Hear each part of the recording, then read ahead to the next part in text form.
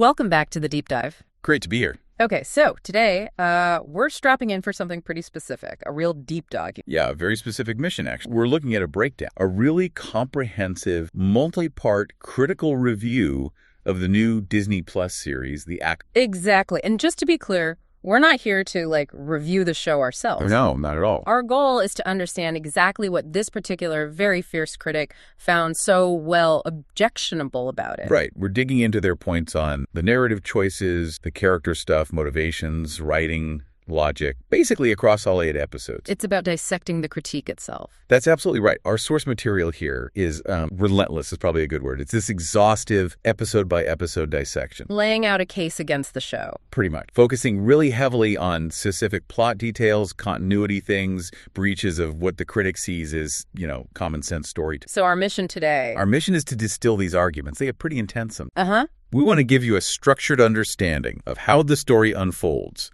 as seen by this critic. Yeah. What were the specific points where they felt the show failed its own internal logic, and maybe even failed the wider Star Wars lore? And the tone, it's set right away, isn't it? Even before the episode analysis starts. Oh, yeah. No messing around. The reviewer immediately calls the whole thing an unanticipated and unwanted Lucasfilm venture and links it directly to the disastrous High Republic books, which, according to this review, nobody read. So right from the get-go, there's this framework of inherent skepticism. It's not just about how the show... Exactly. It's about the whole idea behind it. The creative mandate itself is being questioned. Okay, so let's get into it. Episode 1, the reviewer argues the whole foundation just collapses immediately. Something about a flawed investigation. Yeah, that's the core of it for episode 1, the setup. All right, episode 1. Walk us through the opening scene, because the critique apparently starts right there. It does. Episode 1 kicks off with a fight. It's between the reviewer terms them strong female antagonist, that's May, and a strong female Jedi, played by Carrie-Anne Moss. Okay, actions. Quick one, yeah. But it immediately brings up the first big issue for the critic. It's about, lightsaber fists. Yeah. Lay foul. What's the specific problem? Well, it's this apparent contradiction. The Jedi character, Master Indara, she survives a pretty deep lightsaber injury, takes the hit, keeps fighting. Which we've seen Jedi do, sort of. Absorb energy, push through pain. Right. But then almost immediately after that, she's killed by a small throwing knife, just a regular non-energy knife to the chest. Huh. Okay, I see the contrast. Yeah. And the reviewer jumps on it. How can this incredibly powerful cauterizing weapon be survivable, but a simple little blade is instantly fatal? So it undermines the stake, the consistency. That's the argument. Undermined in the first 5 minutes, the rules of the universe feel inconsistent, right? Then we meet the protagonist, Osha. The critic calls her strong female character, #1. Yep. Introduced as, plucky, young, strong with the Force, works as a mechanic on space freighters. Goes from... The reviewer thinks so, too. Yeah. Calls it a derivative trope, compares her to other Star Wars leads. But her arrest, that's the key part of the early plot. And where the critic says the mystery falls apart? Pretty much immediately, yeah. She gets arrested for the Jedi's murder. The arresting officers are Master Soul, who the critic calls Squid Game guy because of the actor. Lee Jung-jae, right. Yeah. And Jedi Yord, labeled the dumb male character, along with Jedi Jack, strong female character, #2. And the whole mystery hinges on the fact that the protagonist, Osha, and the antagonist, May, are identical twins. Mistaken identity, that's the core mechanic. Okay, so how does the investigation itself break down? According to this critique, this seems important for you listening. It rests entirely, and the reviewer really stresses this, on one single piece of evidence. And it's incredibly flimsy. Which is? It's just the eyewitness testimony from the bartender where the murder happened. That's it, in the Star Wars universe. Exact. The reviewer points out, this is a galaxy with advanced tech, DNA analysis, holograms, security footage. That should be routine. Right? You'd think so. But the investigators apparently ignore all of that. They focus only on this eyewitness account, which is, notoriously unreliable even in our world. And what was the description? Was it specific? Barely. The bartender described the suspect as a young, black human female with her hair in braid. Okay. In a galaxy of trillions. Literally billions of people could fit that descriptive source art. It's almost meaningless on a galactic scale. So the critique is that arresting Osha based just on that is fundamentally illogical. It's the engine of the mystery, and the reviewer says it's a broken engine from the start. And then there's the alibi problem. Right. Osha apparently had a solid, verifiable alibi. She was way across the galaxy when the murder happened. Witnesses, log, no way to travel instantly. Concrete evidence. Yeah. but it gets dismissed, mostly by Jedi Yord, the dumb male character.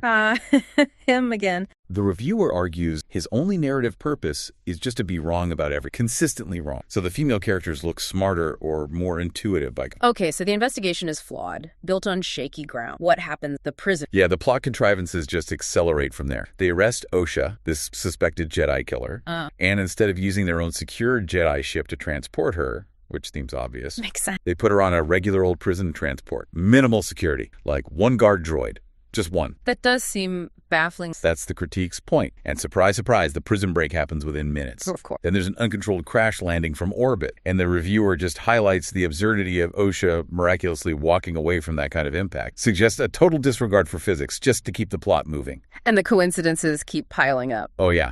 Moments later, Master Soul, Squid Game guy, who also happens to be Osha's former instructor, shows up at this remote crash site. How convenient. The critique calls it a direct ripoff of The Fugitive. And wouldn't you know it, he immediately runs right into Osha, the fugitive. Okay, and this is where Saul's motivation shifts. Dramatically, and the source finds it totally unconvincing. Saul starts out absolutely convinced Osha is guilty. Why? Because he supposedly saw her twin sister, May, die in a fire when they were kids. He knows Osha has a twin. Okay, so he has a strong reason to believe it wasn't Osha he saw die. Right, but he seems convinced May is dead. Yet, despite this deep conviction, despite the eyewitness account, however flawed, he flips his opinion instantly. Based on what? Based on Osha just saying, essentially, trust me, bro, an unverified claim. So he ignores all the prior evidence. Evidence, logic, reason, his own past experience. All out the window based on an emotional plea. The critic really slams the Jedi's ability to think rationally here. Okay, meanwhile, what's the actual killer, May?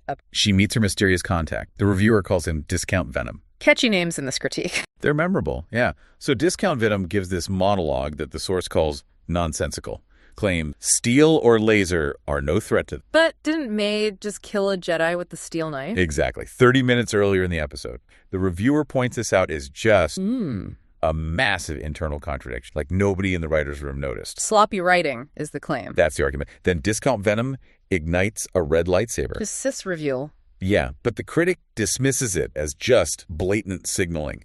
No narrative reason for him to do it right then, other than to scream, hey audience, he's a Sith. So summing up episode 1 for the reviewer. A retarded mess, to use their exact harsh length, built entirely on coincidence, contrivance, characters acting against common sense, lacks the brains, creativity, imagination, and writing skill of something like Andor. That's the final verdict on the opener. Okay, so if episode 1 set up flawed investigation and coincidence, what's the main critique of episode? More logic fail. Yeah, the source argues it just ramps up the logic problems. Yeah. This time it centers around a really clumsy assassination attempt and a poison plot that, well, seems to make no tactical sense. Who's the target? It's May again, the antagonist. She sneaks into a Jedi temple on, the reviewer calls it generic planet number 4271. Very specific. To kill another Jedi Master. This one the critic refers to as token white guy Jedi, Master Torben. And what's his deal? He's been meditating there for over 10 years, just floating, protected by what the source calls a magical bullshit force field, an energy barrier thing. 10 years, just meditating. Yeah, and this immediately sets off the reviewer's skepticism. They start asking these really basic practical questions. Like how has he survived? How does he eat? Yeah. Sleep for a decade? Floating. Good question. And maybe more importantly for the structure of the Jedi Order, why is a high-ranking Jedi Master allowed to just abandon all duties for 10 years? No checks from the Council, nothing. So his very existence feels like a plot device. Purely a plot device, the source argued. No logical grounding in how the Jedi are supposed to operate. Okay, so May tries to attack him. Tries a frontal assault. But the force field deflects her, and the critique here focuses on her lack of planning. How so? If you know there's a force field, why wouldn't you bring a backup? The reviewer asks, why not poison gas that could seep through? Or explosives? Something. Instead, she just runs away.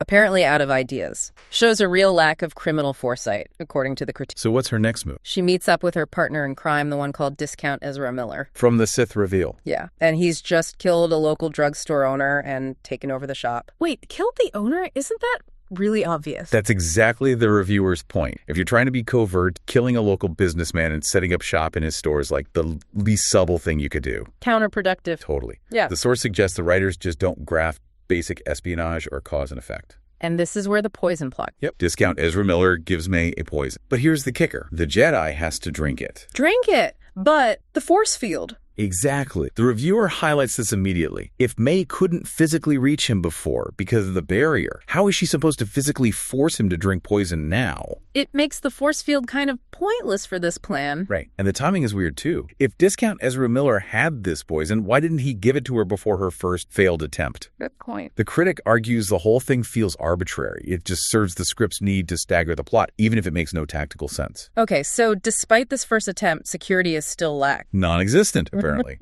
May gets to the target easily, and token white guy, Jedi, he just drinks the poison. Willingly. Yeah, and promptly murders, as the reviewer puts it. No fight, no resistance, even though he resisted her physical attack earlier. That is odd. Passive. The critic expresses genuine confusion about why he'd just give up like that. But the logic problems don't stop there. There's a trap. Oh, the trap. The source calls this the biggest stretch, an idiotic trap. What happened? So May and Discount Ezra Miller, for some reason, just hang around the crime scene for ages. Which you wouldn't do. No, it allows the good guys, Master Soul and Osha, to track the poison back to the drugstore. And then Osha decides to go into the shop. Let me guess, posing as her twin sister. You got it. To try and get a confession out of Discount Ezra Miller. Why wouldn't they just arrest? That's exactly what the critique at. They call it ridiculous, contrived bullshit. Yeah. Why not just arrest the guy? Use that mind-reading force trick they established in episode 1. Way more logical, way safer. Less dramatic, maybe. Pure plot convenience over character logic is the argument. Risking Osha's life for this bizarre theatrical sting operation makes no sense for the Jedi. And the conference, how does it go? May shows up too. She escapes by throwing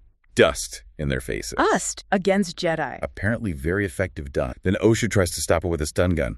Yeah. But she misses for some reason. Why miss with a stun gun? It's not. The reviewer sees it as a manufactured, unnecessary moral dilemma. There's no reason a trained Jedi should miss a non-lethal shot in that situation. Unless the plot needs the villain. Precise. The miss just allows the plot to keep going, regardless of whether it makes the hero look competent. So the overall feeling from the source on episode 2... Characters constantly making choices that work against their own goals just to keep this absurd parody of a story trundling forward. The critique basically implies the characters are only as smart or dumb as the writers need them to be moment to moment. All right, section 3. That sounds like a big one. Episode 3 shifts gears, goes into the past. Big time. It's a flashback 16 years ago. And this is where the reviewer introduces the term, communist lesbian space witch. Okay, that's certainly a label. It's definitely scornful. The episode shows the twin girls, May and Osha, living with their two mothers. The reviewer calls them strong female character, #4 and #5, in this isolated coven. Isolated from the Republic. Completely. Cut off from the wider galaxy, the Jedi, trying to stay hidden. But the critique finds fault even with the setting.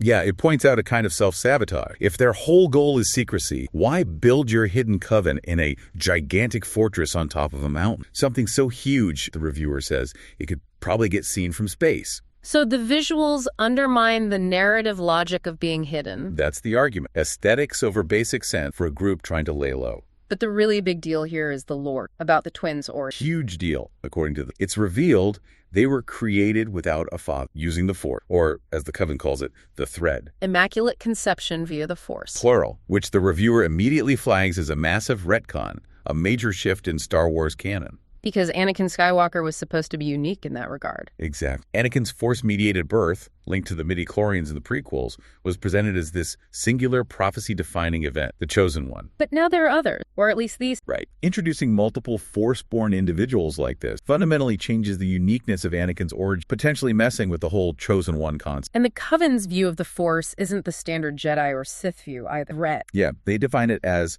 a thread that binds all living things together. Yeah. And they claim it's not a power you can control or use as a weapon. Unlike the mean, stinky Jedi, quotes. Right, they set up this whole pacifist, interconnected philosophy around the Force, contrasting it sharply with the Jedi way. But the critique immediately points out the immediate hypocrisy. This philosophy lasts maybe seconds. Oh. As soon as the Jedi arrive, strong female character, #4, one of the mothers, instantly uses the thread as a weapon against them. So much for not using it as a weapon. Exactly. The reviewer sees this quick abandonment of their stated beliefs as typical of the show's contradictory writing. The philosophy was just set up to be violated for the sake of an action. Okay, then there's a ceremony, something the reviewer found cringe. Yeah, the cringe ceremony. The twins are undergoing some ritual, and there's this repeated phrase, power to the power. Power to the power. The reviewer just dismisses it as cringe-inducing, bad dialogue that should have been caught and cut. And then the Jedi show up. Why are they there? Their intention, according to the show, is to assess the twins because they're so strong in the Force. But the reviewer interprets this differently. How? They see it as the Jedi intending to kidnap the children, framing it as part of this perceived, ongoing Disney effort to paint the Jedi in the worst possible light. Making them seem like authoritarian child snatchers. That's the interpretation offered,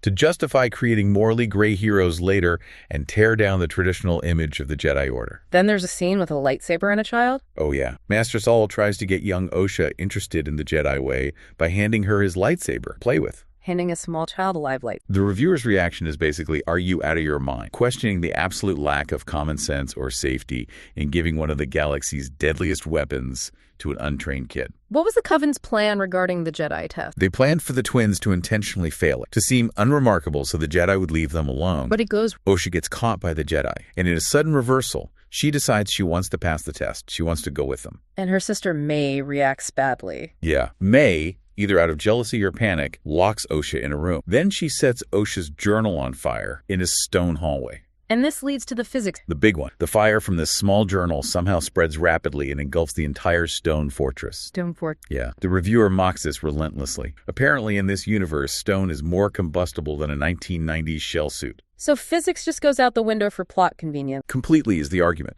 The fire needs to happen to separate the twins, make Osha think May died, and set May on her path of revenge against the Jedi she blames for the destruction. So what's the outcome of the fire? Osha is rescued by Master Saul and taken away to become a Jedi Padawan. May survives, but everyone thinks she's dead. And this trauma fuels her lifelong vendetta against the Jedi Order. And the reviewer's takeaway from this episode? That the show is definitive proof that current Star Wars is just dedicated to destroying everything that came before, resulting in an empire of dust, as they put it. Okay, moving into the middle of this, episodes 4 and 5, the critique mentions pacing issues first. Big time, especially with episode 4. The reviewer basically summarizes the entire plot of episode 4 in one sentence. Which is? The antagonist, May, goes to Jungle Planet to kill the Jedi Wookiee, another Jedi target. She gets there, has a sudden change of heart for absolutely no reason, and just surrenders. Then her Sith Master shows up. The end. That does sound thin for a whole episode. Yeah, the core critique is that it felt like filler, unnecessary padding. Like they had a story that maybe fit 4 episodes, but they had to stretch it to 8, so they just spun their wheels. So episode 5 tries to make up for that with action. It seems that way. Yeah. Episode 5 becomes what the source calls a dual marathon. Just wall-to-wall action. What's the setup? It's basically one long battle, over 21 minutes long, apparently. Consumes like 80% of the episode. 21 minutes. Wow. Who's fighting? It's the main Jedi Crewmaster Saul, Jedi Yord, the dumb male character again, Jedi Jekki, strong female character, #2, plus some background, Jedi versus the Sith Master, who the reviewer calls Smiley O'Ren. Smiley O'Ren. Okay, where's the fight? All in one location, a jungle clearing. Yeah. At night for 21 minutes. That sounds potentially repetitive. That's exactly the criticism. It's just exhausting momentum rather than building excitement. The reviewer makes a specific comparison. Oh, yeah. The famous Obi-Wan versus Anakin duel in Revenge of the Sith, big climax, that was under 12 minutes. This jungle fight is almost twice as long. But without the same stakes or visual variety. Apparently not. Just doesn't have the narrative weight or the dynamic settings to justify that kind of runtime, according to the critique. Feels bloated. And the characters during this long fight, still problematic. Consistently nonsensical, the source argued. For instance, Jedi Yord gets ordered to take the protagonist, Osha, back to the safety of the ship. Sensible order during a Sith attack. Right. But he immediately changes his mind when Osha points out, hey, that guy's trying to kill our friends. Which should have been obvious. Blindingly obvious, the reviewer notes, to a trained Jedi Knight. From the moment the bad guy ignited his red lightsaber, Yord changing his mind based on her stating the obvious makes him look incompetent again. And what about Jedi Jekki's act? The critic found something odd. Oh, this one's bizarre. Jekki apparently keeps trying to arrest the antagonist, May, who's also caught up in the fight. But she repeatedly stops mid-battle. Mid-battle. Yeah. To read May list of charges, like formally arresting her while lightsabers are flying. That cannot be standard Jedi. The critic just dismisses it as completely ridiculous. It's not FNYPD blues here, love, they write.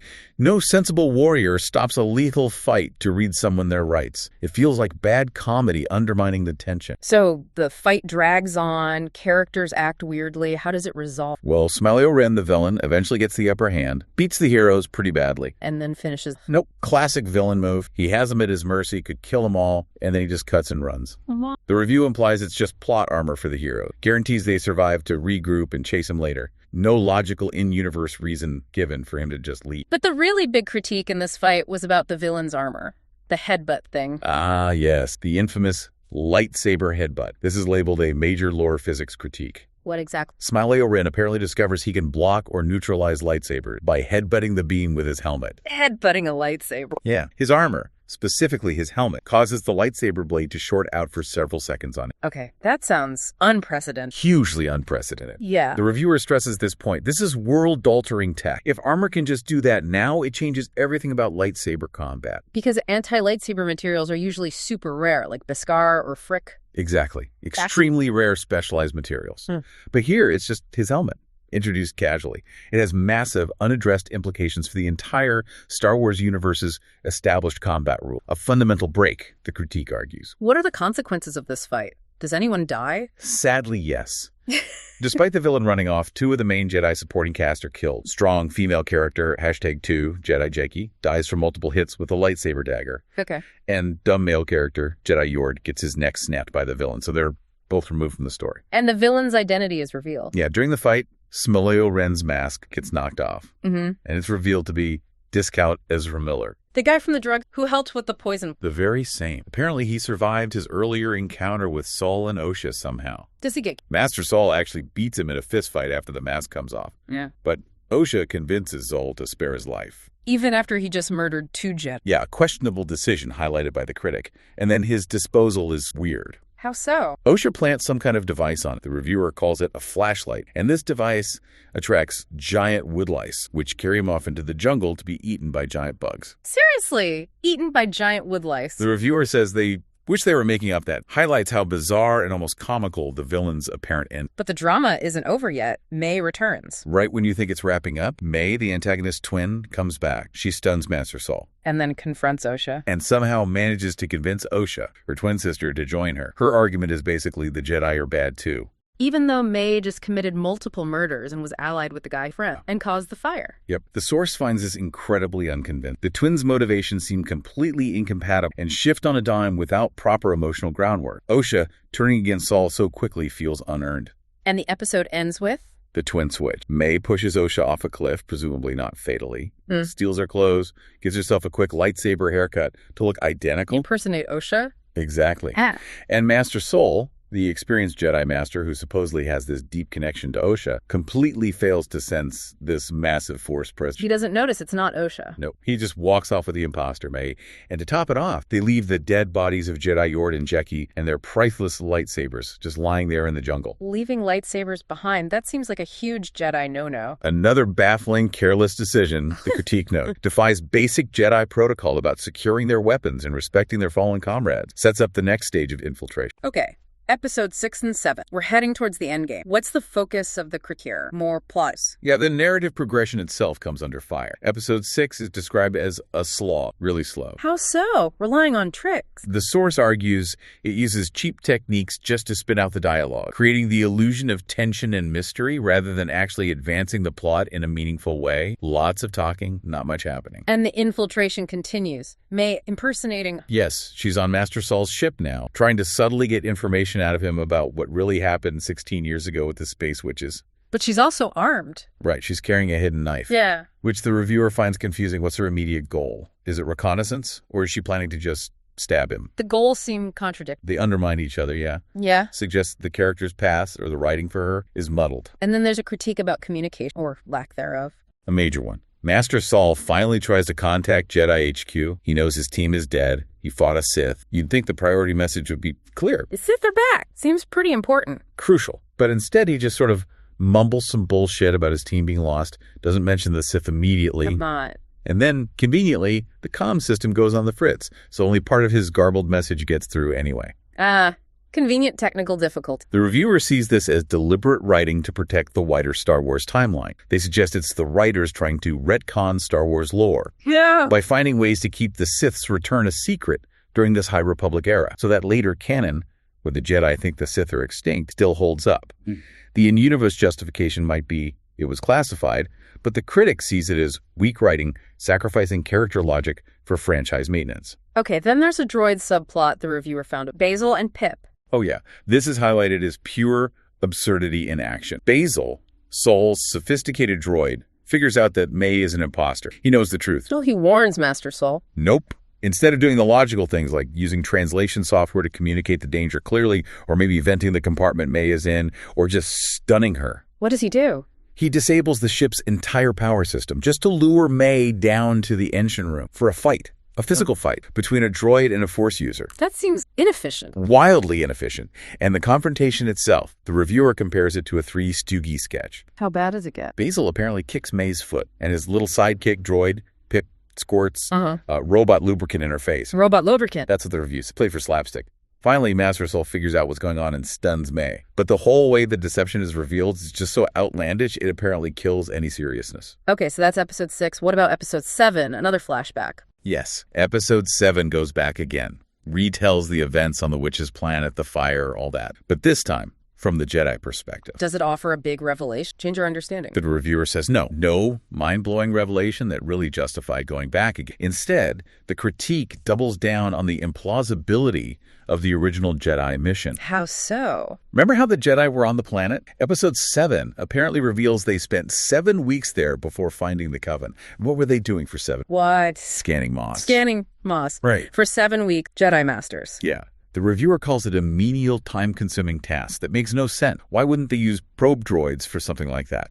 Let the Masters focus on the actual Force investigation. And the fortress location critique comes back to? Yep. This huge fortress, a former mining facility on a mountaintop. How did it take 7 weeks of scanning Moss to find it? Shouldn't basic orbital scans or Republic records have shown this massive structure immediately? It strains belief. So the flashback retells the conflict. Yeah. Shows the Jedi were searching for a virgin in the Force, implying the twin. Master Torben, token white guy, finds them, realizes they're the targets, and immediately tries to take them by force, abduct them. Escalating things. Then one of the mothers tells May to get really angry and kill everyone, which she tries to do. And the other mother, the Force ghost thing. Right. Strong female character, #4, transforms into this lesbian space witch demon force ghost thing, as the reviewer colorfully describes it. And Master Soul kills her. Shoves a lightsaber right through her gut. She vaporized. And the critique, again, brings up the lethality inconsistency. Contrasting it with Sabine Wren surviving a similar wound. Exactly. Arguing the rules of injury and death are completely arbitrary in Disney Star Wars, depending entirely on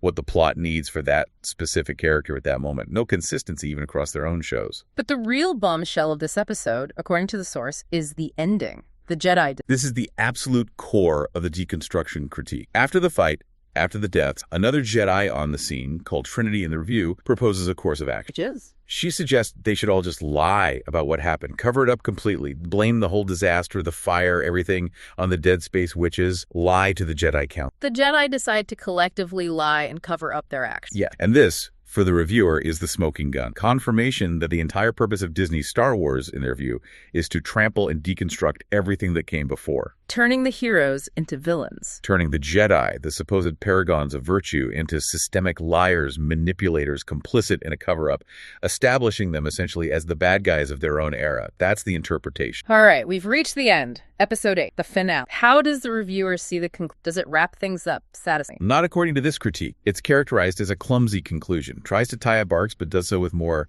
plot convenience and illogic. How does it start? With what the reviewer calls a blatant plot device vision. A vision. Protagonist Osha. She suddenly has a vision of her sister May murdering Master Soul. Is that a power she's had before? Nope.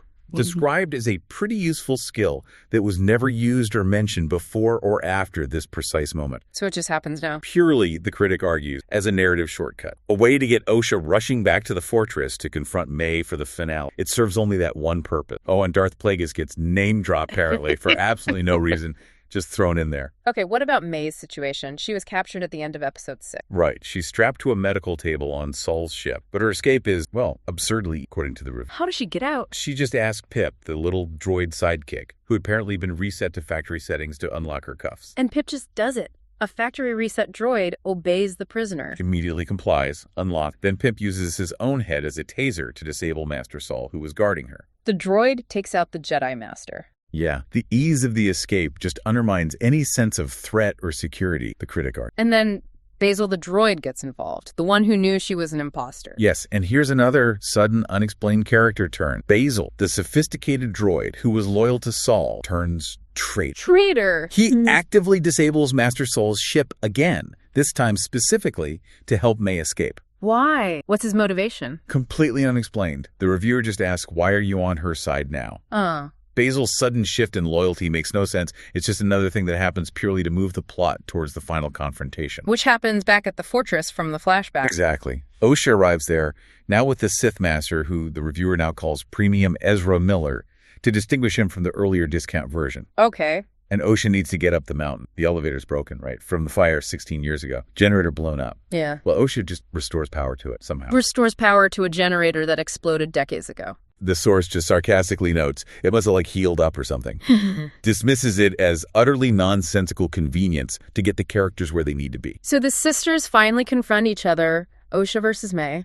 They do. And the fight itself is called one of the single worst fight scenes in all of Star Wars. Really? Why? The choreography is criticized. Osha, in particular, moves in a way described as clumsy and flat-footed, not like someone with Jedi training. And the emotional climax. It comes when Master Saul, who also arrives, finally confesses to Osha that he killed her mother, the Force Ghost Witch. And Osha reacts how? She gets furious, really angry. Even though, as the reviewer pointed out from the last episode, Saul's action was arguably justifiable self-defense against a dangerous Force entity. But Osha doesn't see it that way. Nope. She taps into the dark side, full-on rage, and Force chokes Master Saul to death. Osha kills Saul. Wow. Yeah, a pretty dark turn for the supposed hero. Then the twins and Premium Ezra Miller escape together. And Osha's path forward is? She decides to become a Sith Lord, or at least go off to train with Premium Ezra Miller, fully embracing the dark side. So the hero falls, the mentor is dead. What about May? This leads to the final twist, the memory wipe. May gets worried that if the Jedi capture her, they'll use her memories to find Osha. Legitimate concern, maybe. So Premium Ezra Miller offers a solution. He can wipe her memory. Wipe her memory complete. Seems like it. And the critique finds this baffling. Why resort to such an extreme, dangerous measure?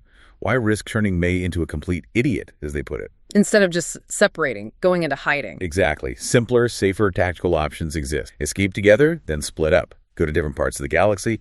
The memory wipe feels like a forced, overly dramatic solution with huge risk. How does it all end? Did the Jedi show up? They do. The main Jedi leadership arrives at the aftermath, and the leader, referred to by the source as Charisma Vacuum, another flattering name, decides how to handle the situation. And guess what? They blame the entire thing on the now dead Master Saul. Another cover-up, following the pattern from Episode 7. Precisely. Avoid taking any institutional responsibility for the Jedi Order's failures or the actions of their members. Pin it all on the dead guy. So, the final assessment from the reviewer, what's the point of it all? They conclude the show had no discernible point. The main characters, Osha and May, are confused. The villains are confusing. Motivations shift constantly, scene to scene, without logic. And the morality. The moral framework is completely and utterly fucked, is the direct quote. Villains commit terrible acts, but get forgiven or escape. The supposed hero falls to the dark side. Characters meant to be villains haven't really earned that label. It's all upside down. Summing it up. A laughably terrible piece of media. A huge $180 million failure. And the final thought from the source is that Star Wars remains Empire of Dust. A pretty bleak conclusion. Yeah, so if we synthesize the main themes running through this entire, what do we see? Seems like a few key things kept coming. Definitely. First, there's this constant, almost relentless violation of what the critic sees as basic narrative logic. Right, like the physics, the Jedi powers, the police...